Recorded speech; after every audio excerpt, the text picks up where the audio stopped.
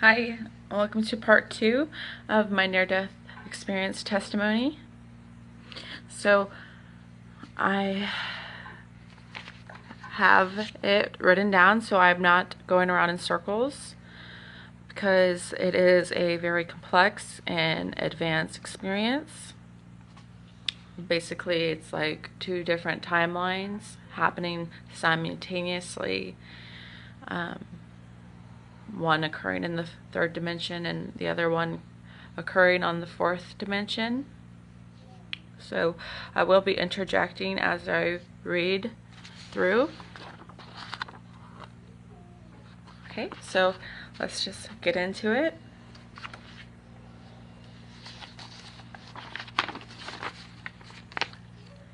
Okay, it was November 29th, 2008. I had just celebrated my 16th birthday on November 23rd, 2008. I was with my older sister, Jasmine, my friend Lauren, and my older sister's boyfriend, AJ, on November 28th, 2008. We all wanted to socialize and have some fun. So previously, people had been gathering at Casey's trailer. Also, my first time ever going to that trailer was on my 16th birthday, which was on November 23rd. And this time on November 28th, including the morning hours of November 29th, would be my last. It would be all of our last. There was drinking going on that night at his trailer. I didn't drink. I only had 1 shot. I didn't feel too much like drinking because of a terrible experience I had drinking previous in the month. However, I did want to socialize. Now, I want to just say that we have to all be real that underage drinking does occur, and it does not depict whether a adolescent or a person is a bad person or not.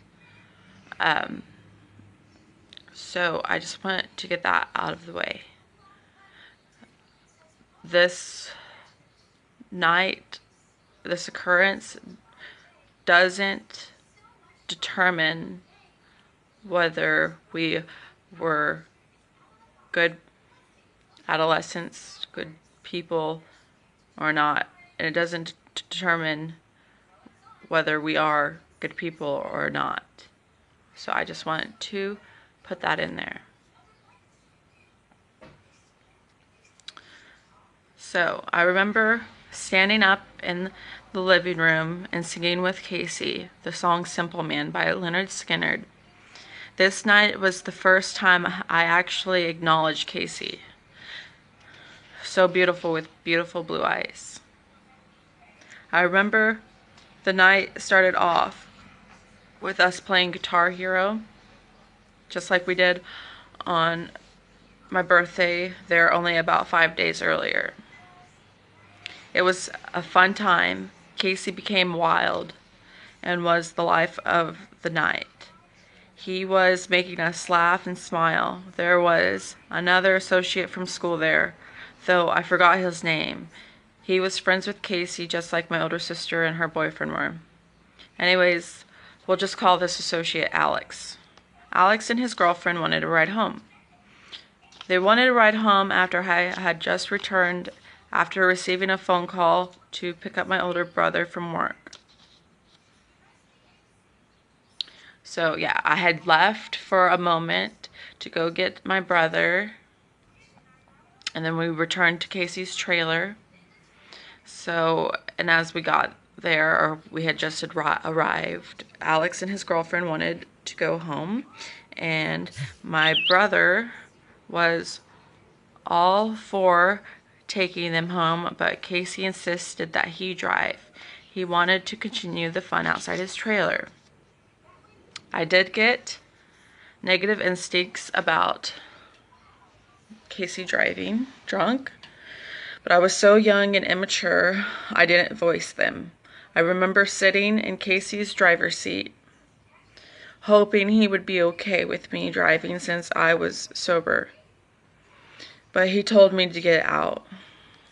He told me to get out of his driver's seat. That was like my attempt to drive, because I was sober and I was having bad feelings about him driving. So that was my attempt, because I was immature and I didn't voice my instincts, my fears. So it was just like a passive aggressive way of attempting to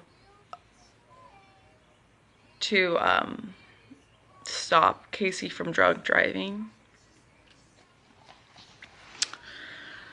But he told me to get out of his driver's seat, so I did. Casey, a free-spirited 19-year-old at the time. Okay, so we all got into Casey's car except Alex's girlfriend. She went in the car with my older brother. Flashbacks of a period of being in the car with Casey on my birthday raced into my head as he started speeding on the roads. On November 23rd, 2008, which was my birthday, the first time I met Casey also, and the first time I had ever went to that trailer, we had gotten into, there was a moment, like we had played Guitar Hero that there, but there was also a moment where we had, here, I'll just read it. We had gotten into his car, my sister Jasmine and some other people, and as Casey burnt rubber throughout the trailer court, it was exhilarating. But this time with a drunk driver, it was terrifying. We drove down Osdale Road, which was a road not too far from the trailer.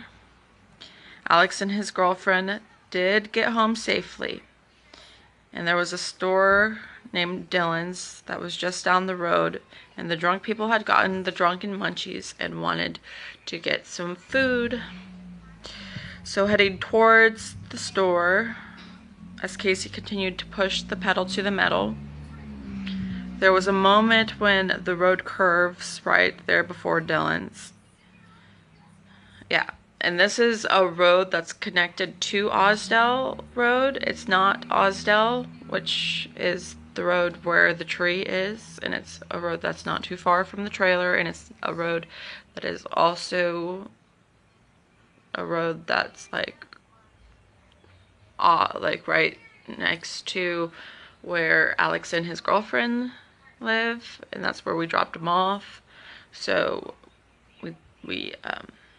so then we're heading towards the store on this road that's connected off to the side of Osdale, and it like curves, and there's like a guardrail and like a creek over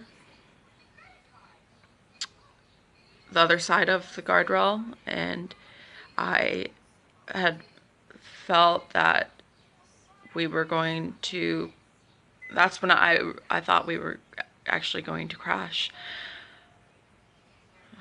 was whenever Casey was driving really fast, and it curved. I thought we were going to just hit the guardrail and fly over onto the creek, but we didn't. We made it to the store, which is like right there after the curvature of that road. So we made it to the store.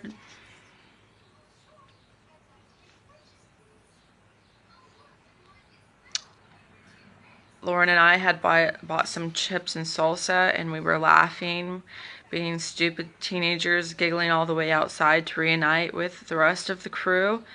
It was my older sister Jasmine, AJ, and my older brother CJ, and Casey that were outside.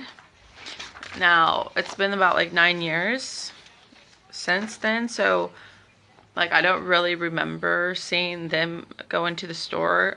Like I don't know if they had went in to get food also, and then me and Lauren just went our separate ways, and then we're like the last ones out of the store or not, or if it was Lauren that was hungry, that wanted to go to Dylan's, and that's why we went to Dylan's. It's a little bit fuzzy of like the memory of the exact reason why we went to Dylan's. Like I know it was for food, but I can't exactly remember if it was just Lauren that wanted food or if it was like everyone in the car that wanted food, because I only remember being in the store with Lauren and then us getting chips and salsa and coming back outside to reunite with the rest of everyone else. Because yeah, we stopped at Dylan's as before we were going to head back to the trailer. So anyways, Lauren and I are coming back out from the store to reunite with the rest of the crew. AJ and my sister, AJ, my sister's boyfriend, and my older brother CJ were asking all of us to get into the car with CJ, but Casey insisted, as he rubbed the top of his car hood, to return to the trailer in the fun car. Okay, so my sister drunk decided Casey's offer was more attractive, so I, despite my instincts, chose to follow my sister, which in turn Lauren followed me and AJ followed his girlfriend. My older brother CJ had plans to go off and do something else, but as a final decision he decided to follow our fleeing vehicle to at least make sure we got back safe. There we were on Osdell Road in the misty dawn hours of November 29th, 2008. I was about to experience an awakening of a lifetime.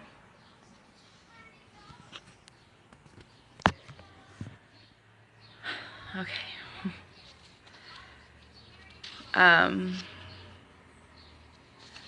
Sorry. Gotta find my spot where I'm at. Okay. Awakening of a lifetime. As Casey, see, this is why I have it written down so I don't like lose track of where I'm going or where I'm at when reverberating my testimony, because like I said, it's complex. Okay, so as Casey was driving crazy and fast, I had prayed that all of us made it home safely. And not too many seconds after finishing my prayer, Casey and Jasmine in the passenger, my sister was in the passenger seat, both reached over to turn up a song on the radio, which was Garth Brooks' Friends in Low Places.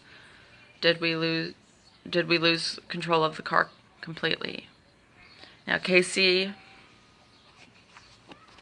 see, like right after I had prayed, I was yelling at Casey to slow down, and so was Lauren and AJ. They started telling him to slow down too, and as a means to drown out our yells, him and my sister, who were laughing and not taking it seriously, or taking us seriously or anything, because they were drunk, turned up the radio to drown out us yelling at Casey to slow down, and they were just laughing about it.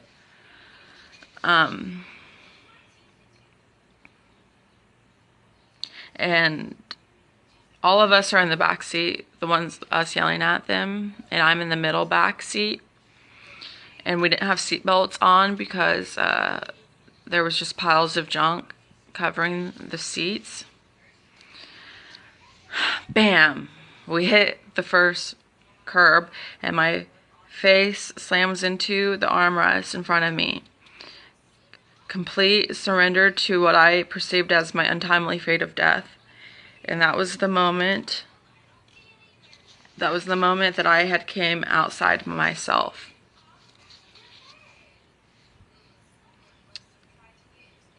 Okay, so now, it wasn't a normal astral projection. It's now been 8 years, and I know all too well what I experienced was a unified astral projection, because I had merged back into the quantum physics of this contiguous universe, and but my awareness, my focus was on the fourth, which is the etheric realm. Now, Casey had, right after turning up the music to drown out me and all of us in the back, yelling at him to slow down, he had looked up and noticed that he was about to hit cars that were parked on the side of the street. So he made a drunken swerve, and that's when we hit the first curb, and we hit it really, really hard. And my face hits the armrest in front of me, and I have like this feeling of complete surrender. And that's when I astral projected in a unified form. But like I said, my focus was on the fourth dimension. And I want to interject and say that the fourth is a holographic imprint construct of the third. So like this is present, all of this is present in on the fourth, because of quantum physics, there's layers. So all of this isn't as dense as how we are experiencing the third dimension right now. The energy, like what makes this solid is that the energy and the vibrations inside the molecules have been slowed, or the vibrations inside of the atoms inside of the molecules have been slowed so much that it turns into matter, and it's dense, turns into physical matter. The energy is not as dense on that layer of reality.